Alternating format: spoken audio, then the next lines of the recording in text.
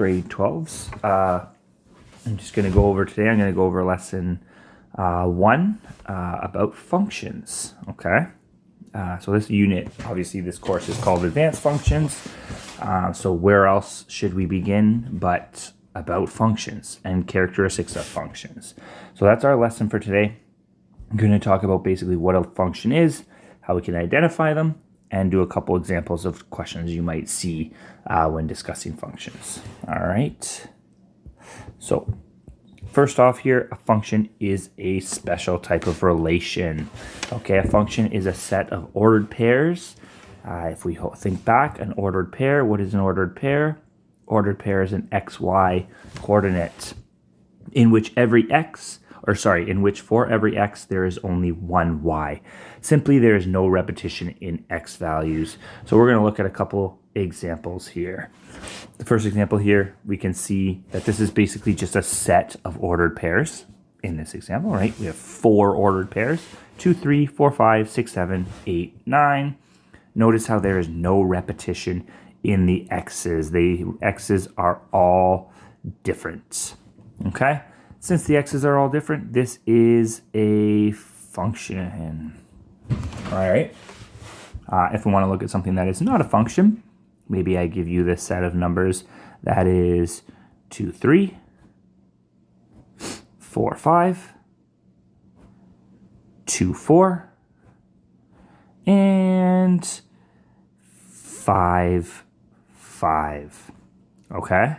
Looking at this set of ordered pairs, this set is not a function. The reason it is not a function is because we have 2 2's there. Okay, those 2 2's as the x coordinates. We have repetition of x coordinates, right? For a function, we should have no repetition of x coordinates. Since we have repetition, this is not a function. Okay, now notice here that I did make 2 y coordinates 5. Those 5's there does not matter. Those do not matter. You can have repetition in y values. You cannot have repetition in x values, okay? In the past, you may have seen these like little input, output, I gotta spell, that's right, output kind of circles or tables or whatever we want to call them. We're gonna go, boom, here are my inputs, boom, here are my outputs. Maybe I have 0, 1, 2, 3, and over here I have 4, 5, 6, 7. If my input is 0, maybe that gives an output of 4. If my input is 1, that gives an output of 5. If my input is 2, that gives an output of 6. If my input is 3, that gives an output of 7. This is a function, okay, because each input has a single output. Now, let's say we change things up, and this time we go 0 goes to 4, 1 goes to 4, 2 goes to 6, and 3 goes to 6. In this case, each input, again, only has each input only has one output, so no repetition of x's.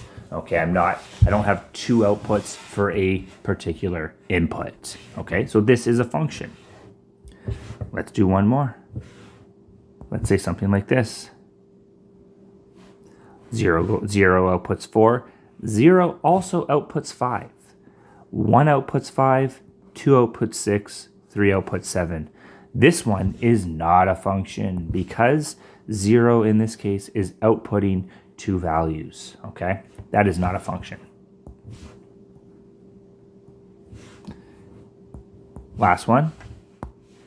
0 outputs 4, 1 outputs 4, 2 outputs 4, 3 outputs 4. They all output 4. They all only output one thing though. That is a function. And actually, let's do one more. 0 outputs 4, 5, 6, and 7. That is not a function because again, our input has multiple outputs, okay? Now when we don't have a function, we just refer to it as a relation, okay, or a relationship. There are many, many types of relationships that are not functions, okay? Functions, we say, are just a special type of relation. okay? And the definition is that each input only has one output, okay?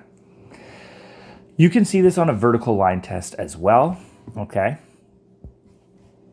I'm going to draw 3 here. Okay, we've looked at some functions before. In grade 9, you looked at linear functions. These pass the vertical line test. Basically, the vertical line test says that if any line passes through, any vertical line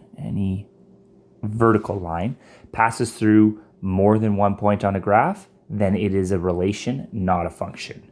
Use when given a graph. So if I draw vertical lines on this graph, notice how the vertical lines are only touching the graph at a singular point.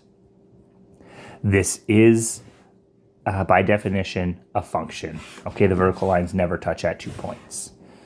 Last year in grade 10, you would have looked at parabolas or quadratic functions. Notice how when I say quadratic function, I'm saying the term function. This is, in fact, a function because if I draw vertical lines, the vertical lines do not pass through that graph at more than 1 point. Now, the last one and the one that I'll do here that is not a function is a circle. Okay, circle looks like that. A circle clearly is not going to pass the vertical line test. The vertical lines pass through that circle or that graph at more than 1 point. So that is not a function. So this is a function. This is a function. And this is not a function. Okay? And now that's basically, those are 2 ways that we can determine whether something is a function or not. All right. I'll show you with some equations in a few moments. So the function notation, we use f of x. Okay, this is just the way that we write a function. We write a function as f of x is used to represent values of the dependent variable. Okay, you hopefully know this from last year that f of x is just in replacement of y. It's just a fancier way, a more advanced way of writing y equals instead of, of writing y equals. Okay. Now what this means, okay, is we can write these, typically we use f because that represents function, but you can use any letter, okay? So when we look at a question like this next one, it says if h of x is equal to this quadratic 3x squared plus 2x minus 7, it says determine what h of 2 is. What this is telling me is that, negative 2, it's telling me that I want to know when x is negative 2. It's taking out the x and it's subbing in negative 2. And so we're going to do exactly that in the equation. We get 3 bracket negative 2 squared plus 2 bracket negative 2 minus 7. If I simplify this, I get 3 times 4, which is 12, minus 4 minus 7. When I do that, I think I get 1. Okay? So that is the answer to that. So that means that h of negative 2 is equal to 1. Okay? Oh my gosh, I apologize. I gotta be a little gentle here. All right. In B, it's asking me what h of 0 minus h of 2 minus 1 is. Well, all this is doing is it's breaking this down into 2 separate things. And so that's exactly how we're going to answer this question. I'm first going to determine what h of 0 is. Okay? When we're looking for h of 0, that is when x is equal to 0, also known as, or aka, the y-intercept. Okay, and if you know anything about, or a little bit about quadratic functions, you know that the y-intercept is also just the c value. And so h of 0 here, in this case, is just going to be negative 7. And it's asking us to subtract h of 2 minus 1. Well, we can simplify that because 2 minus 1 is just 1. Okay, that's pretty straightforward there. And we're going to sub 1 into the equation. So we get 3 bracket 1 squared plus 2 bracket 1 minus 7. That's just 3 plus 2, which is 5, minus 7, which is negative 2. And so we have our 2 values here. And now it's telling me to subtract those because it's saying h of 0 minus h of 2 minus 1. We're going to simplify that. We know what each of those values is. h of 0 is negative 7, h of 1 is negative 2. We're subtracting. I'm going to put that in brackets. Be very careful here that when you sub this in, it's negative. It's negative. It's asking us to subtract these. When you're subtracting a negative, you need to remember that that becomes addition. Use your calculators if you're not sure. And the answer to that is negative 5. Okay? So again, we're just subbing those values into the function, to the equation. Now this question asks us to do things a little bit differently. It's giving us a function f of x equals 3x minus 1. And in this case, it's asking us to find the value of x given that f of x is negative 5. So what I'm going to do here is I'm going to take f of x out of the function. So I'm going to rewrite it. I have f of x equals 3x minus 1. It's telling me that f of x is equal to negative 5. So I'm going to take that out and I'm going to put in negative 5. And I get 3x minus, whoa, I got to be careful with my minus. Where's my, ooh. See if I can, okay, minus 1. What is going on here? I do not know what that is. Okay, here we go. We're back at it. We're solving for x here. So when I'm solving for x here, I'm going to bring my minus 1 to the other side, where it becomes a plus 1. So 5 plus 1 equals 3x. That becomes negative 4 equals 3x. And my answer here is, well, let's do one more thing. Divide by 3, divide by 3. I can change the size of that pen. Whoa. And what I get is I get negative 4 over 3 equals x. Okay, so we solved there for that value. And 4 over 3, negative 4 over 3 is a perfectly acceptable answer there. I like fractions. Personally, I prefer fractions to decimals, if you are wondering that. Okay, determine whether each relation is a function and state its domain. Okay, so the idea here is, well, there's different ways of doing this, okay? And the main way here, and I'm going to kind of explain this to you, is you kind of can look at these and identify what they are, okay? Like, based on your knowledge from the functions course, you should be able to look at most of these equations and tell me what that function looks like, or what that equation is what the output's gonna be. Okay, for example, the first one here, that is a quadratic in vertex form. Okay, so that's gonna be a parabola. It's going to be a parabola, a couple things. It's going to be a parabola that opens down because it's negative and has a vertex at negative 1, negative 3. So that parabola is going to look roughly like this. Okay? Now this is a parabola. It's a quadratic function. This is a function. Okay?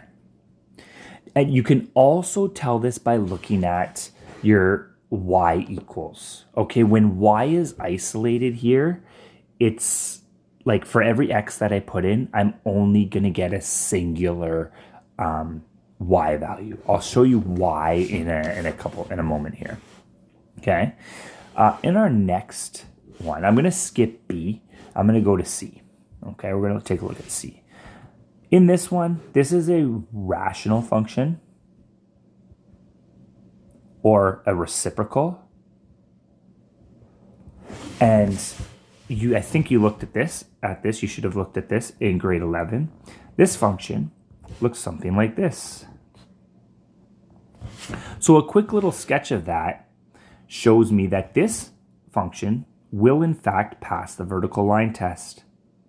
Okay, now it does go really straight up there as it approaches the vertical asymptote. However, it is not perfectly vertical there. So this is a function. Okay, no matter what x I substitute in, I'm going to get a different y value. Like if I sub in 2, I get 1 over 2. If I sub in 3, I get 1 over 3. If If I sub in 4, I get 1 over 4. If I sub in 5, I get 1 over 5. Notice how all those values are always only outputting one value, okay? In the next one, this is a square root function. Again, from functions, you should have an idea that what this function looks like. Now, it is a square root function that has been shifted 1 unit right. So this looks like this. Now this function is going to pass, or this graph is going to pass the vertical line test. So this is a function. You also in grade 11 would have done this function. This is an exponential function, y equals 2 to the power of x. It looks something like that. This again is going to pass that vertical line test. Okay, so you can see here that like your basic understanding of functions, the basic functions from your previous course is going to really help in identifying whether these are functions or not. Okay, now these last two are where like I've saved them for last because they are going to be the ones that are going to that aren't going to be functions. Okay, now what these look like is the first one. Maybe you can think about it for a second. Maybe you see it. Maybe you already know what this is. This one is the graph of a circle. Okay, it is a circle with a radius of 3. Okay, you might have looked at that in grade 11. Sometimes you do, sometimes you don't. It depends on the course and the teacher. But that is a circle graph. Okay, this does not pass the vertical line test. Okay, we can see that. Now, if I were to isolate for y, notice how in all the other ones y is isolated for. If I were to isolate for y here, watch what happens. So I have x squared plus y squared equals 9. What I'm going to do is I'm going to bring my x squared over. I get y squared equals 9 minus x squared. And I want to isolate for y, so the last thing I'm going to do is I'm going to take the square root of both sides. Now, one thing that's extremely important in this course is that anytime you take the square root of something, the answer can be both positive and negative. Okay, so I'm going to write plus or minus the square root of 9 minus x squared. Now, the reason for that, I'm going to show you right over here, is because if I take the square root of 9, well, the square root of 9 typically people answer as 3, because 3 times 3 is equal to 9. But there are two other numbers that are the exact same, that when I multiply them together, I also get 9. And the answer there is negative 3 times negative 3. When I multiply negative 3 times negative 3, I also get plus or positive 9. So when I take the square root of 9, my answer is not just 3, it's positive or negative 3. Okay? Very important in this course is making that distinction. Okay? Now, when we make that distinction, I'll show you why it's extremely important. The reason why that's important is because now let's sub in x equals 1. Okay. If I sub in x equal to 1 here, what happens is I get, oh, did I pause something? Nope. Is I get y equals plus or minus the square root of 9 minus 1. That's y equals plus or minus the square root of 8. And notice here that I have two answers. I have positive root 8 and negative root 8. Okay, two answers. So that means that when I have an output of, or an input of x equal to 1, so I have an input x, it's producing or giving two outputs, positive root 8 and negative root 8. So this is not a function, and some things that aren't a function we call relations. That's just a relation, okay? Now the same goes for this one. If I isolate for y in this one, I have y squared equals x squared. What I'm going to do is I'm going to take the square root of both sides. When I do that, the squares both cancel out here. But remember, we have to take when I take the square root of x squared, it's plus or minus. So in this one, I get y equals plus or minus x. Now, again, if I sub in x equal to 2, it's going to be y equals either positive 2 or negative 2, okay? So this one is also not a function. What I would like you to do, I suggested on Wednesday that you all download the Desmos app. I would suggest you put y squared equal to x squared into your Desmos app and see what that graph looks like, okay? No, look at that. That's the end of the lesson. There's your homework for today, okay? That video is about 20 minutes. If you would like, there is the solutions to the MHF4U prerequisite skills posted below this video, so you can play that for the class now, or just work away at the homework, okay? So that's all for this video. Have a great rest of your day.